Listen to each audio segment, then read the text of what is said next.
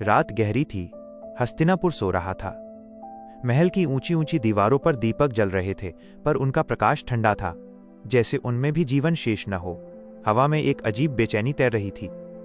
कुछ होने वाला था, कुछ ऐसा जो केवल एक स्त्री का नहीं, पूरे आर्यावर्त का भाग्य बदल देगा। कहते हैं युद्ध अचानक नहीं होते, वे जन्म लेते हैं धीरे धीरे, अपमानों से, अहंकार से और अन्याय से। महाभारत का युद्ध भी कुरुक्षेत्र में नहीं शुरू हुआ था। उसका बीज बहुत पहले बोया गया था। एक सभा में, एक जुए के खेल में और एक स्त्री के आंसुओं में। थोड़ा ठहराव, स्वर में और भी भारीपन। उस दिन हस्तिनापुर की राजसभा असामान्य रूप से सजी हुई थी। स्वर्ण स्तंभों पर रेशमी पर्दे लटक रहे थे। चंदन और अगरू की सुगंध फैल रही थी। राजा, मंत्री, योद्धा, गुरु सभी उपस्थित थे। पर वातावरण उत्सव का नहीं था। वो भारी था, संदेह से भरा हुआ, क्योंकि आज धर्मराज युधिष्ठिर दुर्योधन के आमंत्रण पर पासा खेलने आए थे। जुआ, एक खेल जो मित्रता का नाटक करता है पर अंत में सब छीन लेता है। शकुनी के हाथों में पासा था। उसकी उंगलियां पतली थीं, आंखें धूर्त और मुस्कान सांप जैसी। हर बार पासा गिरता ठक और किसी का भाग्य टूट जाता, करुणा और दुख के साथ। फिर से हार गए महाराज, शकुनी ने धीमे स्वर में कहा। युधिष्ठिर शांत बैठे रहे। उनके चेहरे पर चिंता थी, पर रुकने का साहस नहीं। धर्म के बंधन में बंधा मनुष्य कभी कभी अपने ही विनाश की ओर चलता है। पहले सोना गया, फिर रत्न, फिर हाथी, घोड़े, सेना, फिर राज्य, सब कुछ। सभा में सन्नाटा छा गया। पांडव अब राजा नहीं रहे। वे साधारण हो चुके थे, पर खेल अभी खत्म नहीं हुआ था। दुर्योधन आगे झुका। उसकी आंखों में आग थी। और क्या दांव पर लगाओगे भ्राता? युधिष्ठिर ने कुछ पल सोचा। भीम ने मुट्ठी भींची। अर्जुन की आंखें चेतावनी दे रही थीं। पर धर्मराज ने कहा, मैं अपने भाइयों को दांव पर लगाता हूं। सभा हिल गई। पासा गिरा। हार। एक एक कर भीम, अर्जुन, नकुल, सहदेव सब हार गए। अब वे दास थे। स्वर में कांपती हुई उदासी।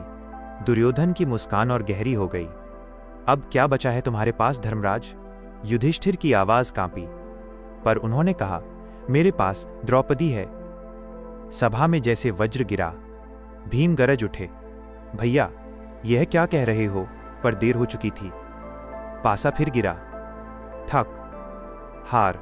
और उसी क्षण एक स्त्री का भाग्य एक खेल में हार दिया गया।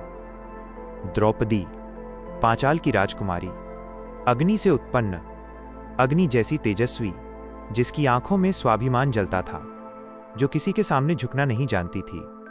वह उस समय अपने कक्ष में थी, अनजान कि उसका नाम अभी अभी एक दास की तरह बोला गया है। आक्रोश और दुख का मिश्रण। दुर्योधन ने दुशासन की ओर देखा। जाओ, उसे लाओ, अब वो हमारी दासी है। दुशासन हंसा। वह भारी कदमों से महल की ओर बढ़ा। सभा में बैठे बुजुर्ग सिर झुकाए रहे। भीष्म मौन, द्रोण मौन, विदुर बेचैन, पर कोई उठा नहीं।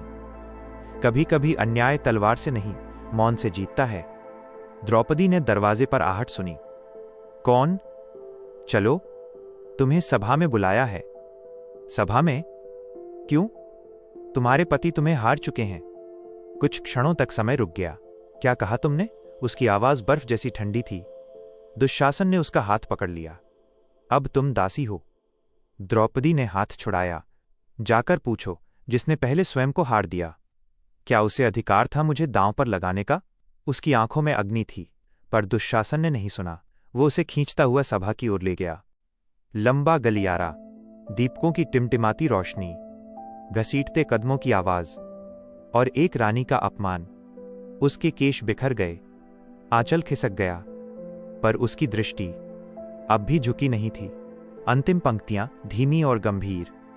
सभा के द्वार खुले। सभी ने देखा, एक रानी को इस तरह घसीट कर लाया जा रहा था, पर कोई खड़ा नहीं हुआ। द्रौपदी ने चारों ओर देखा।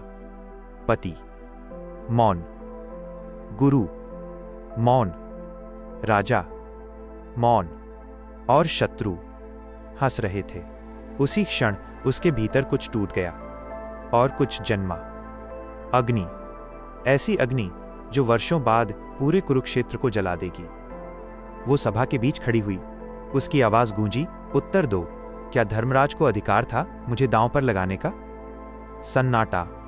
मैं वस्तु नहीं हूं, मैं दासी नहीं हूं, मैं द्रुपद की पुत्री हूं, पांचाल की रानी हूं, पांडवों की पत्नी हूं। उसकी आवाज कांप नहीं रही थी, सभा कांप रही थी। पर दुर्योधन हंसा, धीरे, क्रूरता से। दासी, यहां आओ और हमारे चरणों में बैठो। भीम की आंखें रक्त हो गईं, पर बंधन थे, अपमान था, असहायता थी। और उसी क्षण दुशासन आगे बढ़ा। उसकी नीयत और भी भयानक थी। सभा में सन्नाटा इतना गहरा था कि वहां बैठे योद्धाओं की सांसों की आवाज भी किसी गर्जना की तरह सुनाई दे रही थी। वो सन्नाटा सम्मान का नहीं था, वो सन्नाटा कायरों की असमर्थता का था। दुशासन के हाथ द्रौपदी के रेशमी वस्त्र की ओर बढ़े। वो हाथ नहीं थे, वे काल के पंजे थे जो पूरे आर्यावर्त की मर्यादा को नोचने के लिए आगे आ रहे थे। द्रौपदी की आंखों में अब आंसू नहीं थे, वहां केवल एक धधकती हुई ज्वाला थी। उसने राजसभा के उन दिग्गजों की ओर देखा जो धर्म के ज्ञाता कहे जाते थे। पितामह भीष्म, उसकी आवाज गूंजी, क्या यही आपका गंगापुत्र होने का गर्व है? क्या आपकी प्रतिज्ञा एक स्त्री के सम्मान से बड़ी हो गई? उत्तर दीजिए, क्या आप जीवित हैं या ये स्वर्ण सिंहासन केवल शवों को ढो रहा है? भीष्म का मस्तक झुक गया। उनके श्वेत केश उनके चेहरे को ढक रहे थे, जैसे वे स्वयं अपनी आंखों से वो पाप नहीं देखना चाहते थे। पर मौन अभी भी अटूट था, स्वर में भारीपन और कंपन। द्रौपदी मुड़ी, उसने गुरु द्रोण और कृपाचार्य की ओर देखा। गुरुदेव, आपने शस्त्रों की शिक्षा दी, पर क्या शस्त्र केवल निर्दोषों के दमन के लिए हैं? क्या आपकी नैतिकता इस जुए की चौपड़ पर बिक चुकी है? द्रोण की मुट्ठियां भिज गईं, पर दुर्योधन का अन्न उनके कंठ में कांटों की तरह चुभ रहा था। वे भी मौन रहे। तब दुर्योधन अट्टहास कर उठा। उसकी हंसी सभा की दीवारों से टकराकर वापस आ रही थी, जैसे साक्षात कलयुग हंस रहा हो। दुशासन, देर क्यों कर रहे हो? ये दासी अब पांडवों की नहीं, हमारी है। इसका अपमान ही हमारा विजय घोष है। इसके वस्त्र उतार दो। स्वर में गति और तनाव। दुशासन ने द्रौपदी के चीर को पकड़ा, एक झटका और सभा में जैसे बिजली कौंधी। द्रौपदी ने अपने पांचों पतियों की ओर देखा। युधिष्ठिर की आंखें धरती में गड़ी थीं। भीम के दांत पीसने की आवाज सुनाई दे रही थी, पर उसके हाथ युधिष्ठिर के धर्म की जंजीरों में बंधे थे। अर्जुन का गांडीव मौन था। कोई नहीं है मेरा, द्रौपदी बुदबुदाई। उसकी आवाज में वह अकेलापन था जो ब्रह्मांड के अंत में होता है। जब मनुष्य के सारे सहारे छूट जाते हैं, जब धरती का हर योद्धा कायर बन जाता है और जब धर्म केवल किताबों में सिमट जाता है, तब आत्मा केवल एक ही नाम पुकारती है। उसने अपनी आंखें बंद कर लीं। उसने सभा को भुला दिया, उसने अपमान को भुला दिया, उसने अपने 5 पतियों के शौर्य को भी भुला दिया। हे गोविंद, हे द्वारिकाधीश, हे अनाथों के नाथ। स्वर अब ऊंचा और दिव्य। दुशासन ने पूरी शक्ति से वस्त्र खींचा। उसे लगा कि वो एक साड़ी खींच रहा है, पर उसे क्या पता था कि वो पाप का वो अंतहीन धागा खींच रहा है जो पूरे कुरुवंश को लपेट लेगा। 1 हाथ, 2 हाथ, 100 हाथ। साड़ी खिंचती गई, पर द्रौपदी नग्न नहीं हुई। सभा में अचानक एक अलौकिक सुगंध फैल गई। वस्त्र का अंत ही नहीं हो रहा था। पीतांबर, नीलांबर, रक्तांबर, अनंत रंगों के वस्त्रों का ढेर लग गया। दुशासन हांफने लगा, उसके हाथ थकने लगे, उसका अहंकार पसीने बनकर बहने लगा। सभा में बैठे लोग खड़े हो गए। ये चमत्कार नहीं था, ये इस बात का प्रमाण था कि जब संसार मौन होता है तब ईश्वर बोलता है। सभा में वस्त्रों का अंबार लग गया था। दुशासन थककर फर्श पर गिर पड़ा। उसकी सांसें उखड़ रही थीं और हाथ कांप रहे थे। वो हार चुका था। एक स्त्री की ओट में छिपे ईश्वर से वो हार चुका था। द्रौपदी ने अपनी आंखें खोलीं। उसकी आंखों में अब आंसू नहीं थे, बल्कि 2 जलती हुई मशालें थीं। उसने अपने बिखरे हुए केशों को देखा जो धूल में सने थे। उसने उस सभा को देखा जो अब भी पत्थर की मूर्तियों की तरह खामोश थी। मौन, वो फुसफुसाई। उसकी फुसफुसाहट किसी गरजते बादल से ज्यादा डरावनी थी। अभी भी मौन। वो धीरे धीरे खड़ी हुई। जैसे जैसे वो खड़ी हो रही थी, सभा का तापमान बढ़ता जा रहा था। ऐसा लग रहा था मानो साक्षात काली इस राजसभा में प्रकट हो गई हों। स्वर अब ऊंचा और कांपता हुआ, क्रोध और दुख का मिश्रण। सुनो हस्तिनापुर के वीरों, उसकी आवाज दीवारों को चीरती हुई गूंजी। आज इस सभा में केवल द्रौपदी का अपमान नहीं हुआ है, आज धर्म की हत्या हुई है, और जहां धर्म मर जाता है वहां केवल श्मशान बचता है। उसने अपने बाल हाथों में लिए और उन्हें सबके सामने फैला दिया। देखो इन केशों को, ये कुलवधू के केश हैं जिन्हें आज एक कायर ने छुआ है। मैं यज्ञसेनी द्रौपदी आज इस पवित्र सभा को गवाह मानकर शपथ लेती हूं। पूरी सभा में सन्नाटा छा गया। हवा थम गई। जब तक मैं दुशासन की छाती का लहू इन बालों में नहीं मल लेती, जब तक अधर्म की इस जड़ को उखाड़ नहीं फेंका जाता, मैं अपने ये बाल नहीं बांधूंगी। ये बिखरे हुए केश हस्तिनापुर के लिए काल का पाश बनेंगे। गहरा और धीमा स्वर श्राप की घोषणा। भीष्म, आपकी गंगा का जल रक्त बन जाएगा। द्रोण, आपके शस्त्र आपके अपनों के ही विरुद्ध उठेंगे।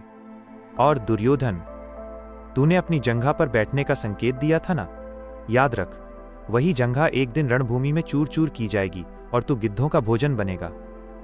जैसे ही द्रौपदी के शब्द शांत हुए, बाहर आकाश में बिजली कड़क उठी। गीदड़ों के रोने की आवाजें महल के गलियारों में गूंजने लगीं। धृतराष्ट्र का सिंहासन कांपने लगा। अंधे राजा के कानों में अब केवल विनाश की पदचाप सुनाई दे रही थी। उसे आभास हो गया था कि आज जो बीज बोया गया है वो कल लाखों विधवाओं के विलाप की फसल बनकर उगेगा। द्रौपदी सभा से बाहर निकल गई। उसके पीछे छोड़ गई थी वो एक जलता हुआ साम्राज्य और एक ऐसा युद्ध जिसे आने वाली हजारों पीढ़ियां कभी भूल नहीं पाएंगी। द्रौपदी के उस भयानक श्राप के बाद सभा में ऐसा सन्नाटा छा गया जैसे काल ने स्वयं वहां डेरा डाल लिया हो। धृतराष्ट्र के कांपते हाथों ने सिंहासन की मुट्ठियों को कसकर पकड़ लिया। उन्हें अपनी अंधी आंखों के सामने केवल रक्त की नदियां और जलती हुई चिताएं दिखाई देने लगीं। प्रकृति भी इस अधर्म पर रो उठी थी। बाहर गीदड़ रो रहे थे, उल्लू शोर मचा रहे थे और हस्तिनापुर के आकाश में गिद्धों के झुंड मंडराने लगे थे, जैसे वे जानते हो कि बहुत जल्द उन्हें एक विशाल नरसंहार का निमंत्रण मिलने वाला है। विदुर ने कांपती आवाज में कहा, महाराज, अनर्थ हो गया।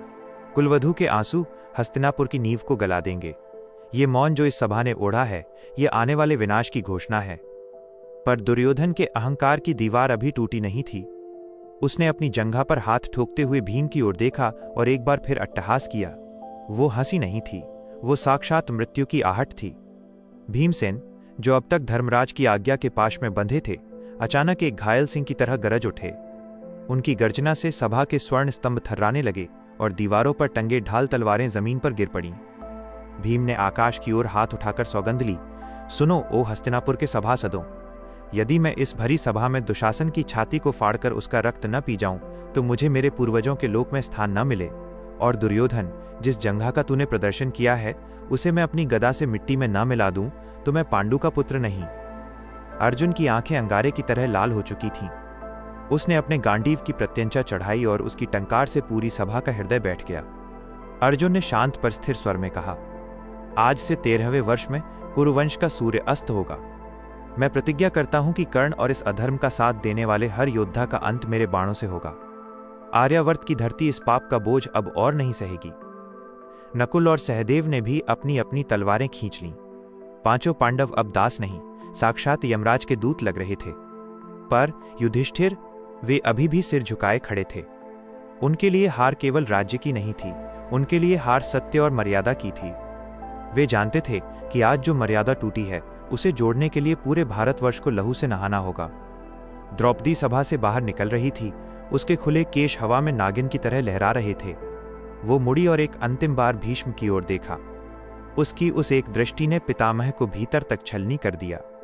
भीष्म जानते थे कि उनकी प्रतिज्ञा ने उन्हें कायर बना दिया है। वे इच्छा मृत्यु का वरदान पाकर भी उस क्षण मानसिक रूप से मर चुके थे।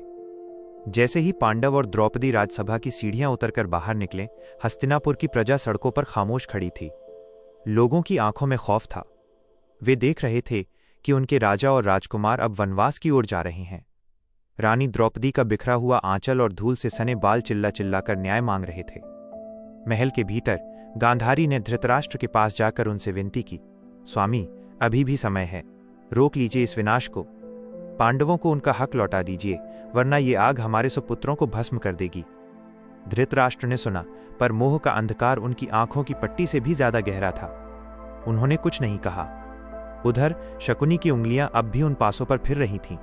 वो जीत की मुस्कान लिए बैठा था, ये जानते हुए भी कि उसने जीत का नहीं बल्कि कुरुवंश की चिता का प्रबंध कर लिया है। वन की ओर बढ़ते हुए पांडवों के कदमों की आहट अब कुरुक्षेत्र के नगाड़ों जैसी सुनाई दे रही थी। हर कदम के साथ शांति पीछे छूट रही थी और प्रतिशोध की ज्वाला प्रज्वलित हो रही थी।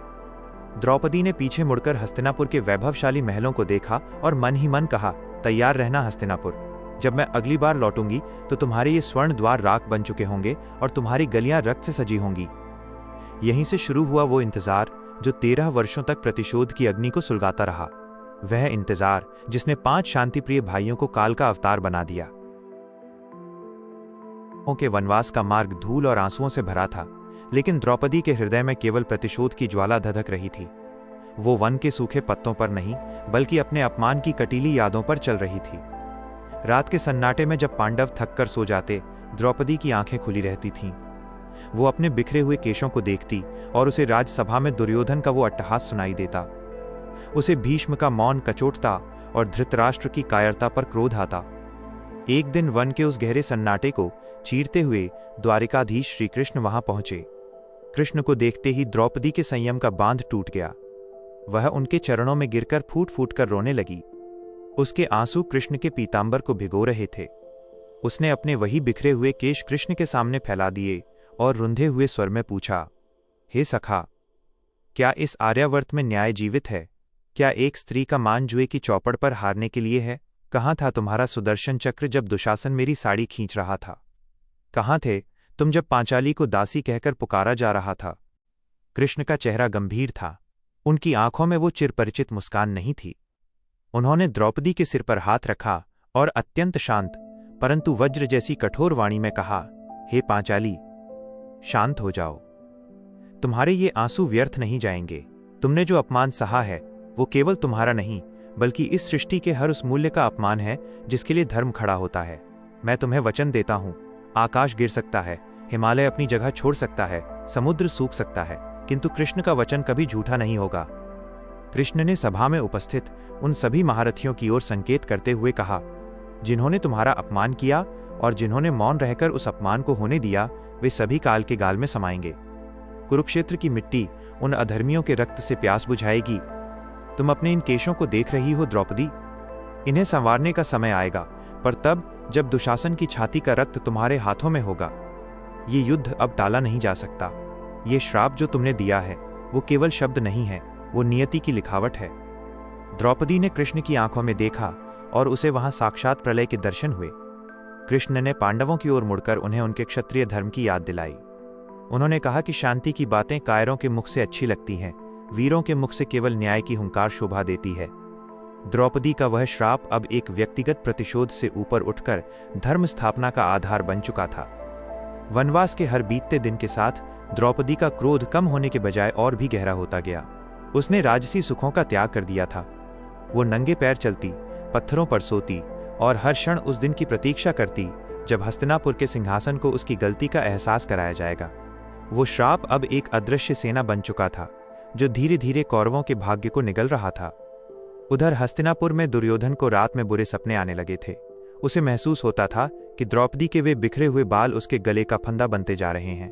गांधारी की चेतावनी और विदुर की नीति अब उसे केवल शोर लगती थी, क्योंकि वो उस महाविनाश की ओर बढ़ रहा था जिसे स्वयं विधाता ने द्रौपदी के आंसुओं से लिखा था। क्या आप 13 वर्षों की वो लंबी प्रतीक्षा जो प्रतिशोध की अग्नि में तपकर और भी भयंकर हो चुकी थी, अब अपने अंत पर थी। वनवास और अज्ञातवास की धूल पांडवों के चेहरों पर तो थी, पर उनके अस्त्रों की धार पहले से कहीं अधिक तीक्ष्ण हो चुकी थी। द्रौपदी के लिए ये 13 वर्ष किसी युग से कम नहीं थे। उसने हर दिन हर घड़ी उसी अपमान को जिया था। उसके केश अब भी खुले थे, जो हर क्षण पांडवों को उनके क्षत्रिय धर्म और उनकी प्रतिज्ञाओं की याद दिलाते रहते थे। जब संधि के सारे प्रयास विफल हो गए और स्वयं शांतिदूत श्रीकृष्ण खाली हाथ हस्तिनापुर से लौट आए, तब युद्ध का शंखनाद अनिवार्य हो गया। कुरुक्षेत्र के मैदान में जब दोनों सेनाएं आमने सामने खड़ी थीं, तब द्रौपदी शिविर में अकेली थी। उसकी आंखों में युद्ध का भय नहीं, बल्कि उस श्राप के पूर्ण होने की व्याकुलता थी। वो जानती थी कि आज जो रक्त बहेगा वो केवल साम्राज्य के लिए नहीं, बल्कि एक स्त्री के स्वाभिमान के लिए बहेगा। युद्ध के 17वें दिन की वो शाम सबसे भयावह थी। रणभूमि के बीचों बीच भीम और दुशासन का सामना हुआ। जैसे ही भीम ने दुशासन को देखा, उन्हें राजसभा का वो दृश्य याद आ गया जब इस अधर्मी ने द्रौपदी के बाल पकड़े थे। भीम की गर्जना से पूरा कुरुक्षेत्र कांप उठा। उन्होंने दुशासन को जमीन पर पटक दिया और अपनी गदा छोड़कर अपने हाथों से उसकी छाती फाड़ दी। यह दृश्य इतना वीभत्स था कि बड़े बड़े योद्धाओं ने अपनी आंखें मूंद लीं। भीम ने अपनी अंजलि में दुशासन का गर्म रक्त भरा और पागलों की तरह दौड़ते हुए द्रौपदी के शिविर की ओर बढ़े। द्रौपदी वहां पत्थर की मूरत बनी खड़ी थी। भीम ने पुकारा, पांचाली, देखो, मैं अपनी प्रतिज्ञा पूरी कर लाया हूं। अधर्म का लहू आ गया है। द्रौपदी के सामने जब वो रक्त लाया गया तो उसके हाथ नहीं कांपे। उसने अत्यंत शांति से उस रक्त को अपने हाथों में लिया और अपने उन बिखरे हुए केशों में मलना शुरू किया जो 13 वर्षों से न्याय की प्रतीक्षा कर रहे थे। जैसे जैसे रक्त उसके बालों में लग रहा था, उसका चेहरा शांत होता जा रहा था। वो श्राप जो उसने भरी सभा में दिया था अब शांत हो रहा था, पर उस शांति की कीमत बहुत बड़ी थी, पूरे कुरुवंश का विनाश। अंत में जब दुर्योधन की जंघा तोड़ दी गई और वो मरणासन्न अवस्था में रणभूमि में पड़ा था, द्रौपदी वहां पहुंची। दुर्योधन ने अपनी बुझती आंखों से उस रानी को देखा जिसके अपमान ने इस महायुद्ध की नींव रखी थी। द्रौपदी ने कुछ नहीं कहा, पर उसके बंधे हुए केश दुर्योधन को बता रहे थे कि अहंकार का अंत हमेशा ऐसा ही होता है। कुरुक्षेत्र की धरती लाखों वीरों के रक्त से लाल हो चुकी थी। हस्तिनापुर की गलियों में अब केवल विधवाओं का विलाप सुनाई देता था। द्रौपदी ने न्याय तो पा लिया था, पर विजय का वो स्वाद कड़वा था। उसने अपने पुत्रों को खो दिया था, अपने पिता और भाइयों को खो दिया था। वो समझ गई थी कि श्राप जब फलीभूत होता है तो वो केवल अपराधी को नहीं बल्कि पूरे संसार को झुलसा देता है। वो महागाथा समाप्त हुई, पर इतिहास के पन्नों में द्रौपदी का वो श्राप अमर हो गया, यह सिखाने के लिए कि जिस समाज में स्त्री के स्वाभिमान का जुआ खेला जाता है वहां का अंत कुरुक्षेत्र जैसा ही होता है। महाभारत की इस महागाथा का अंत भले ही रक्त और आंसुओं से हुआ हो, पर यह हमें धर्म और आत्मसम्मान की रक्षा की सबसे बड़ी सीख देती है। ऐसी ही महाभारत की पौराणिक और प्रेरणादायक कहानियों के लिए हमारे वानोरा चैनल को सब्सक्राइब कीजिए। यहाँ हम आपके लिए लेकर आते हैं इतिहास और पुराणों के वे अनकहे अध्याय जो आपको शौर्य, साहस और भारतीय संस्कृति की महानता से रूबरू कराएंगे। इस ज्ञान की यात्रा का हिस्सा बनने के लिए बेल आइकन दबाना न भूलें।